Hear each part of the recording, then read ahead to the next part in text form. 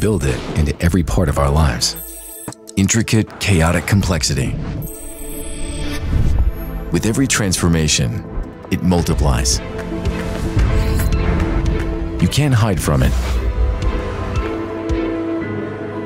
But you can find one place to simplify.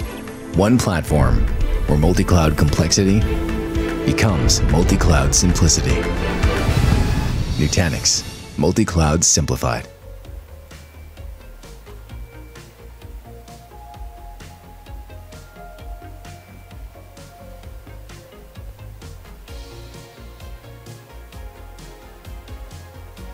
Oke, selamat siang Bapak Ibu semua. Halo, apa kabar? Semoga dalam keadaan sehat. Perkenalkan, nama saya Kenneth David Sumarna dari Sinex Metro Data Indonesia.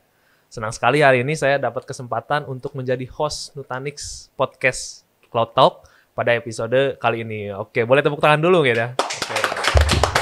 Oke, hari ini saya nggak sendirian. Saya ditemani dua narasumber yang luar biasa. Sudah hadir bersama saya dua narasumber dari Nutanix Indonesia dan Table Data. Ada Ibu Falahah Suprapto sebagai konsultan senior tabel data, dan ada Mas Salomo Sartorduka sebagai senior technical konsultan Nutanix Indonesia.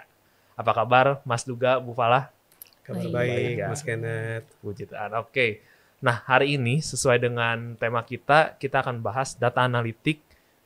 Kita akan banyak membahas bagaimana cara kerja dan challenge dari data analitik itu sendiri. Nah, yang lalu sebelumnya kita sudah membahas nih kegunaan dan adaptasi dari data analitik itu sendiri. Nah, sekarang kita akan bahas bagaimana cara kerjanya dari data analitik itu.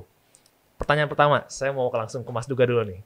Sebelum kita membahas mengenai data analitik, kita kan ada prosesnya juga namanya data modeling tuh, Mas. Nah, bisa dijelasin nggak sih apa itu data modeling, Mas Duga? Iya, oke. Bapak Ibu yang yang bergabung secara online, ini kita ketemu lagi ya. Oke.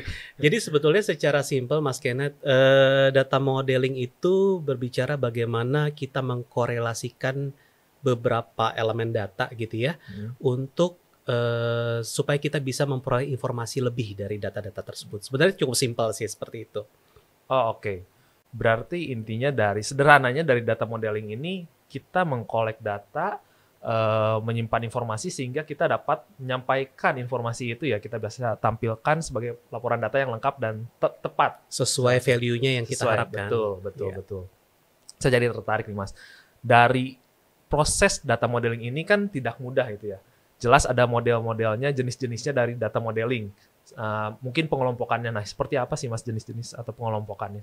Jadi secara konseptual ya, untuk data modeling ini ada berbagai point of view sebenarnya, beberapa aspek cara melihatnya.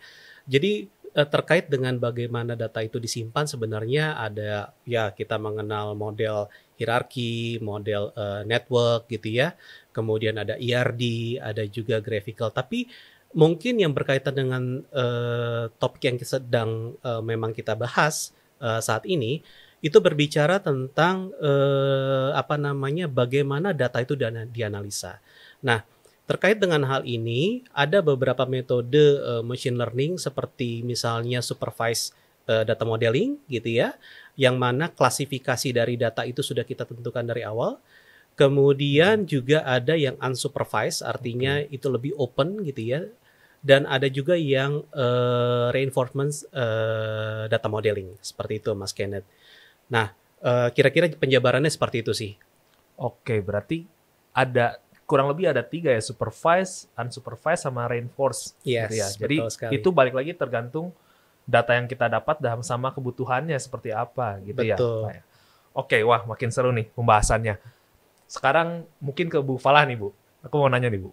Kita semua tahu bahwa data analitik ini kan menjadi tren dan semua bisnis aware akan hal ini.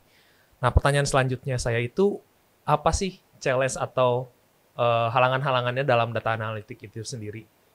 Ya gini Mas Kenneth ya, jadi challenge itu kan constraint ya, atau barrier kalau kita implement. Betul. Jadi mungkin yang awal nih ya, mungkin Bapak Ibu juga di tempat Bapak Ibu juga mungkin ada yang pernah ngalamin nih ya Bapak Ibu. Jadi yang pertama itu adalah standarisasi. Jadi kan data itu banyak sumber, banyak format, banyak struktur dan lain-lain. Itu kalau mau kita, kan tadi kan awalnya kita harus ngumpulin ya. Nah, gimana mau dikumpulin, gimana mau digabungin kalau formatnya beda-beda, nggak ada standarnya. Nah, terus yang kedua juga sumber datanya kadang-kadang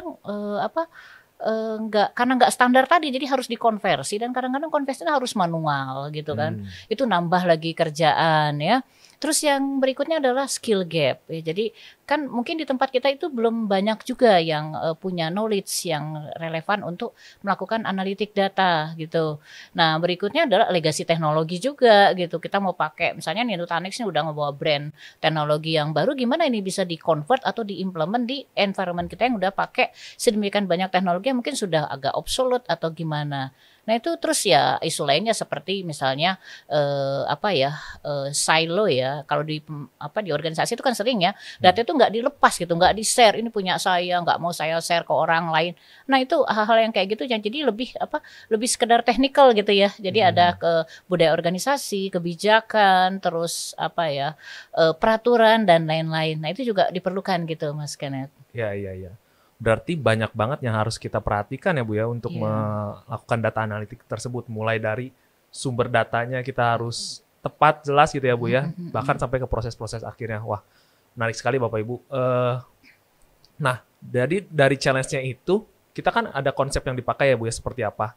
Lalu untuk platformnya itu, kita harus gunakannya seperti apa sih Bu Fala? Nah, itu juga ya untuk platform ini kan ada macam-macam kategori dari prosesnya tadi.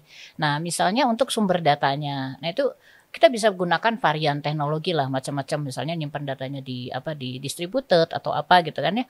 Terus yang kedua adalah setelah tadi sumbernya kita dapat, itu kan bisa data terstruktur, bisa tidak terstruktur, bisa berupa teks, dokumen, PDF atau apapun. Nah, si data itu perlu dikumpulin gitu kan di satu tempat supaya gampang. Misalnya kita bisa pakai misalnya Hadoop ya, misalnya MongoDB atau Cassandra atau apapun lah, formatnya tergantung. Nanti setelah itu kemudian si data tadi kan harus difilter ya, harus dibersihkan, ada processing lah. Itu bisa kita gunakan misalnya rapid miner ya untuk ready untuk pemodelan, walaupun nanti masuk ke pemodelannya sendiri kan. Kemudian ada SSS modeler dan banyak lah ya perangkat lainnya. Jadi itu bisa masing-masing lah platform itu tadi. Kemudian berikutnya untuk proses analitiknya sendiri kita bisa gunakan misalnya Apache Spark ya, kemudian Kafka, dan akhirnya adalah visualisasi. Karena kan tadi percuma ya udah dimodelin sedemikian heboh kalau nggak bisa ditangkap insight-nya oleh pengguna. Nah, insight ini kan paling gampang kalau data itu bisa dihasilkan analisisnya itu secara visual. Misalnya kita bisa pakai Tableau ya dan banyak software lainnya. Kira-kira itu Mas Kenneth platformnya gitu. Oke. Jadi untuk mengolahnya sendiri kita punya beberapa platform sesuai dengan keterbutuhan perusahaannya. Betul. Mendapatkan informasi apa ya Bu ya, dan visualisasinya pun kita harus ada platformnya sendiri ya Bu ya. Iya. Gitu ya. Oke, menarik. Nah, sekarang mungkin kita pertanyaannya ke Mas Duga mau Bu Falah berdua. Kita ngobrol aja. Kita udah membahas data analitik, kita ada konsep-konsepnya gimana, jenis-jenisnya, kita harus tangkap datanya seperti apa. Nah, dari analisa ini kan kita butuh data ya, Nah, data tersebut itu baik itu terstruktur, tadi disebut sama Bu Falah, terstruktur, tidak terstruktur, atau valid, tidak valid. Nah, misalkan datanya itu sudah valid nih, terus apakah data itu bisa kita gunakan, hanya bisa kita gunakan saat itu saja, atau bisa kita gunakan juga untuk masa depan gitu? Ya, mungkin saya coba jawab dulu ya. Jadi, makanya kalau kita lihat bicara tentang data analytics, ini sebuah rangkaian proses gitu ya. Sebuah rangkaian proses tadi udah dijelasin oleh Bu Falah, mulai dari ada data source-nya, ada data acquisition-nya, pembuatan data modeling, sampai visualisasinya gitu ya. Nah, dari proses ini sebetulnya yang menjadi core itu adalah permodelan datanya gitu ya. Dan dari permodelan data ini justru kita bisa menggunakan model data yang sama ya, artinya dari algoritma yang sudah kita buat itu bisa kita reuse untuk berbagai macam kebutuhan lainnya gitu ya, berbagai macam proses bisnis lainnya gitu. Dan tadi sangat menarik juga ya, ada beberapa challenge yang disampaikan. Dan saya sudah sampaikan tadi ada beberapa tipe approach data modeling ya terkait dengan analytics-nya, terkait dengan supervised, unsupervised, dan reinforcement gitu ya. Justru mungkin bisa kita lebih drill down lagi ya, supaya Bapak Ibu yang mendengarkan gitu juga bisa lebih memahami sebenarnya seperti apa sih perbedaan, kapan kita membutuhkan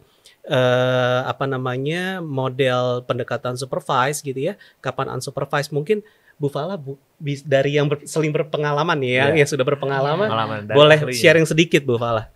Jadi gini ya, kita nentuin kapan supervised dan unsupervised sebenarnya balik lagi ke kebutuhan. Jadi kan biasanya awalnya itu ada kebutuhan bisnis dulu kan. Misalnya organisasi ini punya tujuan lah, punya cita. Misalnya katakanlah kita itu pemerintah kota gitu ya. Saya pengen lihat misalnya tingkat pelayanan di bidang kesehatan gitu. Nah terus kemudian dari situ kan kalau pengen lihat itu kan berarti mungkin mau diklasifikasi ya, mana yang bagus, sedang, dan jelek gitu kan. Nah untuk klasifikasi kan berarti kan ada parameter bagus jika apa, jelek jika apa, sedang jika apa. Nah itu kan yang ada di kepala pengambil keputusan gitu ya, pengambil kebijakan. Nah di breakdown lagi ke indikator. Nanti indikator itu baru nanti di compare, baru kita punya data. Nah ternyata data ini dari data existing bisa nggak kita ekstrak sesuatu gitu untuk ngedapetin indikator tadi. Misalnya contohnya layanan kesehatan ini jumlah posyandu misalnya ada di satu kecamatan misal ya gitu ya. Atau berapa banyak bayi yang sudah diimunisasi misalnya kayak gitu kan. Nah, data itu kita punya nggak? Kalau data itu kita punya, baru kita nanti masukin. Jadi sebenarnya mau milih yang supervised, unsupervised, itu tergantung gitu. Dari karakteristik data dan juga dari tujuannya tadi. Gitu. Kalau tadi tujuannya cuma buat nentuin, kalau jumlah, misal ya, kalau jumlah yang disebut bagus itu adalah yang jumlah posyandunya tuh di atas 10 atau pakai persentase ya, ada sekian persen posyandu per jumlah penduduk, ya kita bisa pakai supervise. Tapi kalau kita pengen mengelompokkan ya secara dari data yang banyak tadi, pengen mengelompok daerah mana yang ternyata ya tingkat kematian bayinya itu rendah, itu ada hubungannya sama jumlah posyandu misalnya. Nah itu kita bisa pakai unsupervised gitu, karena nanti kita pengen tahu ada relevansi nggak dari satu fakta ini ke fakta yang lain. Nah itu ilustrasinya seperti itu kira-kira. Nah tadi menambahkan sedikit ya untuk in the future-nya itu pasti banget ya berguna kalau kita lihat ya kayak sekarang tuh kan era open data kan ya. Jadi data itu nggak hanya misalnya tadi pemerintah tuh punya informasi, nggak cuman buat dia doang gitu. Data itu bisa di-share dan bisa di-reuse oleh banyak pihak, termasuk juga oleh startup, oleh yang lain itu bisa pakai misalnya dia bisa ngeluarin peta polusi, bisa ngeluarin peta misalnya tadi health awareness atau whatever lah gitu ya. Itu jelas ya penggunaannya ke depan. Jadi makin banyak kita ngumpulin data, makin banyak model yang kita punya, makin banyak alternatif yang kita bisa hasilkan dari situ. Gitu kurang lebih Mas Kenneth. Iya. Berarti gitu ya Bapak Ibu ya, sesuai dengan penjelasannya Mas Duga, Bu Fala. Mungkin kita setelah mendapat data kita bisa gunakan untuk future juga, tapi kalau datanya kita lebih lengkap lagi, variabelnya lebih banyak lagi, itu datanya jauh lebih akurat gitu ya, jauh bisa kita kembangkan ke yang lain-lainnya gitu ya. Dan balik lagi ke kebutuhan si perusahaannya. Tadi kan kita ada modelnya, ada yang supervised, unsupervised, sama reinforcement seperti itu ya Bapak Ibu ya.